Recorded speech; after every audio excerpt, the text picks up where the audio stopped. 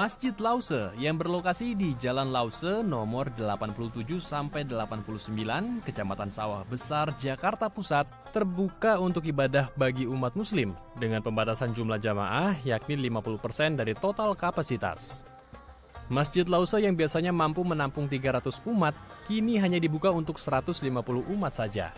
Masjid Lause sempat ditutup sejak awal pandemi COVID-19 masuk ke Indonesia, yakni dari bulan Maret hingga Mei 2020. Lalu masjid dibuka kembali pada bulan Juni hingga Juli 2020, tentunya dengan menerapkan protokol kesehatan. 12 tahun ke atas itu insya Allah sudah boleh dia datang ke sini, dan itu kita tekankan sekali supaya mereka dalam betul-betul kondisi sehat gitu ya. Kita selalu memberikan himbauan di mimbar itu sebelum masuk sholat Jumat supaya jamaah kita atau warga itu selalu mematuhi protokol kesehatan. Masjid Lause dibuka setiap hari mulai dari jam 8 pagi hingga jam 5 sore, sehingga hanya bisa dipergunakan untuk ibadah sholat zuhur dan asar. Lokasi Masjid Lause yang berada di pinggir jalan raya menjadikan Masjid Lause sebagai masjid transit yang dapat dikunjungi oleh siapa saja yang melewati jalan tersebut. Karenanya protokol kesehatan diterapkan dengan ketat di masjid ini. Untuk hari-hari biasa kita memang 2 hari sekali kita ada penyemprotan, tapi khusus untuk hari Jumat karena itu banyak jamaah yang datang, maka itu pagi sebelum sholat Jumat dan setelah selesai sholat Jumat kita adakan penyemprotan di sekitar masjidnya gitu. Kita tetap terbuka ya untuk tamu-tamu yang akan berkunjung ke Masjid Lause, asal tetap mengikuti dengan protokol kesehatan gitu ya. Tentu yang pertama pakai masker, mau masuk masjid cuci tangan, nanti diukur suhu tubuhnya gitu, seperti itu. Nah jadi mereka tamu silakan datang, tapi dengan tetap mengikuti protokol kesehatan yang COVID-19 gitu yang diterapkan.